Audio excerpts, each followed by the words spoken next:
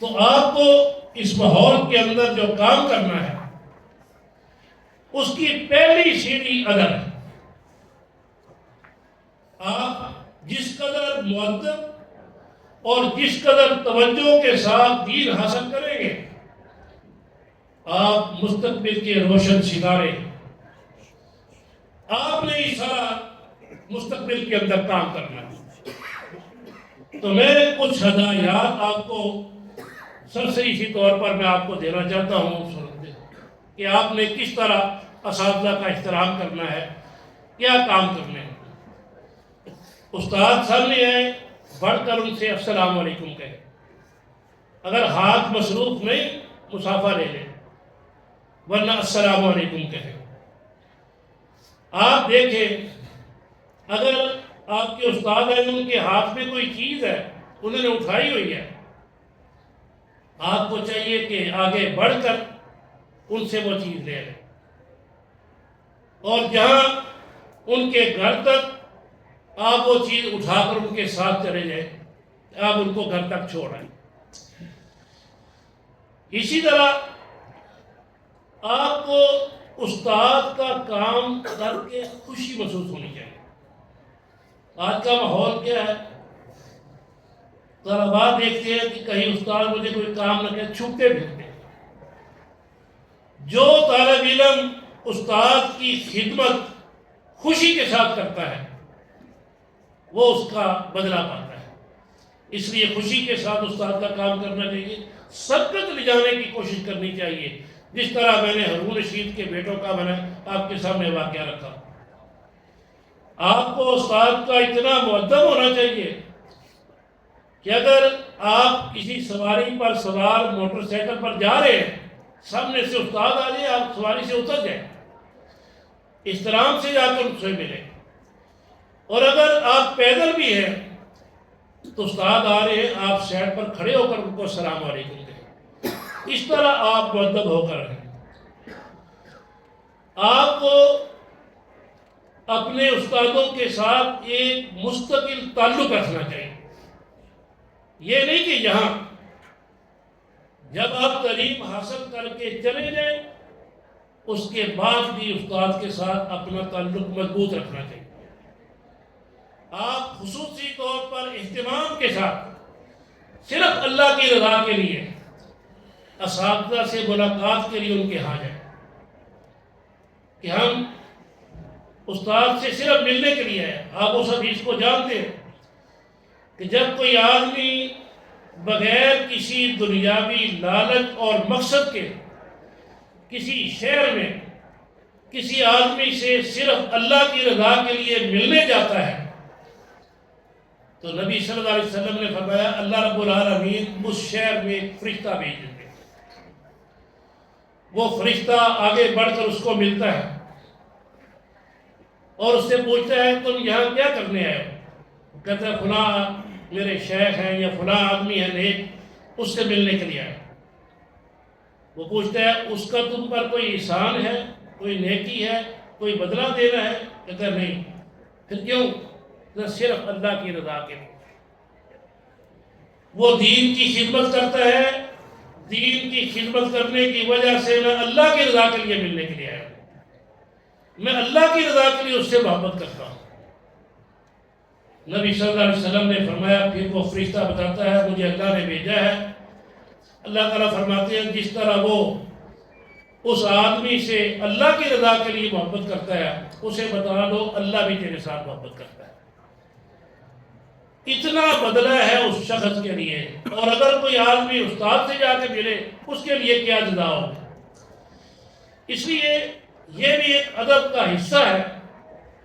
آپ جب اساتذہ کے پاس جائیں کبھی خالی ہاتھ نہ جائیں، کوئی نہ کوئی چیز ان کے لیے لے کر جائیں، کہیں چھوٹا گفٹ ہو بڑا گفٹ ہو کوئی بھی ہو۔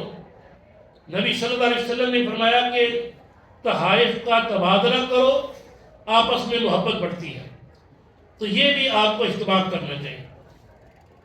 اسی طرح آپ کو اساتذہ کے پاس جا کر اپنے لیے دعا کروانی چاہیے، ان سے اپنے لیے دعا کروانی چاہیے، اور خود جب اپنے لیے دعا کرو، اپنی دعا کے اندر کبھی بھی اس اساتذہ کو نہ بھولو، اپنے والدین، اپنے عزیز و اقارب اور اپنے اساتذہ کے لیے ضرور دعا کریں۔ یہ احترام میں نے جو دیکھا ہے یہ دیوبند کے اندر ہے، شرمندگی ہوتی ہے یہ بات کہتے ہوئے۔ وہ اپنے استادوں کے اتنے مؤدب ہوتے ہیں، اتنے مؤدب ہوتے ہیں، یہ الگ بات ہے کہ وہ غروب کی حد تک پہنچ جاتے ہیں، استاد کی طرف پشت بھی نہیں کرتے، سیدھے آ کے ملتی ہے، دونوں ہاتھوں سے سلام لے کے انتہائی مؤدب ہو کے بیٹھ کے پھر الٹے وہ پیچھے چلے جاتے ہیں۔ ہم اس کے کیڑے نکالتے ہیں، ہم نے دیکھا ہے کہ ان کے اندر کتنا ادب ہے، لیکن وہ ہمارے طلباء کے اندر بالکل محفوظ ہے۔ اسی طرح کسی طالب علم کا، جس طرح میں نے پہلے بھی اشارہ کیا، استاد کا علم جانچنے کے لیے شرارتاً سوال کرنا یہ ادب کے خلاف، کبھی بھی اس طرح نہیں کرنی چاہیے۔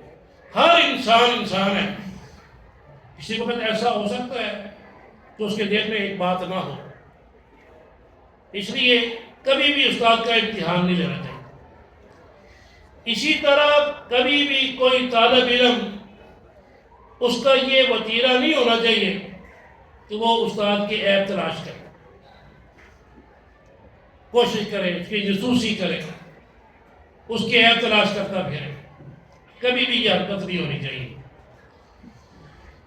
استاد کا اتنا احترام ہے کہ سنگن تو میں ذرا دیکھ نہیں سکا، حضرت عمر رضی اللہ تعالیٰ عنہ کے متعلق بھی آتا ہے، اس نے کاش میں ایک استاد ہوتا، ایک معلم ہوتا۔ نبی صلی اللہ علیہ وسلم ایک معلم تھے، آپ نے فرمایا میں معلم بن کر آیا، اور آپ علم والوں کی قدر نبی صلی اللہ علیہ وسلم نے دین کے نہیں دنیاوی علوم والوں کی قدر آپ نے جنگ بدر کے موقع پر کی۔ جب وہ لوگ گرفتار ہوئے، آپ صلی اللہ علیہ وسلم نے فرمایا یہ لوگ دنیاوی تعلیم ہمارے صحابہ کو دے دے، 10 آدمیوں کو، ان سے کوئی فدیہ نہیں لیا جائے گا، ان کو چھوڑ دیا جائے گا۔ نبی صلی اللہ علیہ وسلم نے اس طرح ان کو چھوڑ دیا۔ کوئی ایسی بات آپ کی زبان سے نہیں نکلنی چاہیے جس سے استاد کو اذیت ہو۔ اسی حوالے سے میں نے وہ پہلی دوسری باتیں بھی کی ہے کہ آپ مؤدب ہو کر جو ہے وہ کلاس کے اندر بیٹھیں۔ استاد ایک عجیب شخصیت ہے، ایک جملے کے اندر استاد کو اس طرح بیان کیا گیا ہے کہ استاد ایک عمارت کی سب سے نچلی اینٹ ہے جس نے ساری عمارت کا بوجھ اٹھایا ہوا ہے، لیکن وہ نظر نہیں آتا۔ استاد جو ہے انہوں نے معاشرے کے اندر ماحول کو بہتر کرنے کے لیے سارا بوجھ اٹھایا ہوا ہے، لیکن یہ نظر نہیں آتا۔ یہ استاد جو ہے اس کا جتنا احترام ہو اتنا ہی استاد کی ذمہ داری کیا۔ استاد طلباء کا ذہن تیار کرتا ہے اور ذہن تیار کر کے اسے علم کے لیے تیار کرتا ہے۔ تو یہ کام ایک ایسا کام ہے اس مشن کے اوپر آپ کو لگ جانا چاہیے۔ آپ عزم کر لیں، آپ جو دین سیکھنے کے لیے آئے ہیں آپ نے وہ دین سیکھنا ہے، آپ نے مؤدب ہو کر رہنا ہے۔ یہاں سے فارغ ہونے کے بعد بھی ادارے کے ساتھ، اساتذہ کے ساتھ تعلق رکھنا ہے۔ جب آپ کسی منصب پر جائیں تو کبھی اپنے ادارے کو نہ بھولیں اور نہ اپنے استاد کو بھولیں۔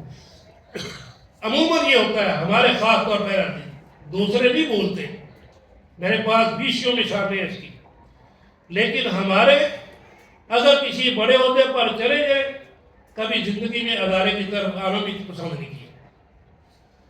آپ عزم کریں کہ آپ اس ادارے میں پڑھ رہے ہیں، آپ فارغ ہونے کے بعد مرتے دم تک اس ادارے کے ساتھ وابستہ رہیں گے، اساتذہ کے ساتھ وابستہ رہیں گے۔ اسی کے اندر کامیابی ہے، کامرانی ہے۔ میں یہ اتنی زیادہ باتیں نہیں کرنا چاہتا تھا، گفتگو کچھ لمبی ہو گئی ہے۔ تو یہ ایک، کیونکہ میں بھی ایک ادارے سے وابستہ ہوں، ہمارے سامنے یہ معاملات آتے رہتے ہیں، اور انہی چیزوں کو سامنے رکھ کر میں نے کچھ باتیں آپ کے ساتھ کی ہیں، تاکہ ہم اس ماحول کے اندر جس قدر بہتری لا سکتے ہیں بہتری لائیں۔ وہاں بھی ہم کوشش کرتے ہیں، یہ بھی ہمارا اپنا ادارہ ہے، اس کے اندر بھی ہم کوشش کرتے ہیں۔ ہمارے جو قریب میں جو ہم سے پڑھ کر آئے ہیں وہ محترم شیخ نعمان بشیر صاحب ہیں، جو آپ کے پاس یہاں ہمارے خاص شاگردوں میں سے ہیں، اور اسی طرح دیگر احباب بھی یہاں جو نام لکھے ہوئے ماشاءاللہ ان میں سے ایک بڑی تعداد ہمارے جامعہ سے فیض یافتہ ہے۔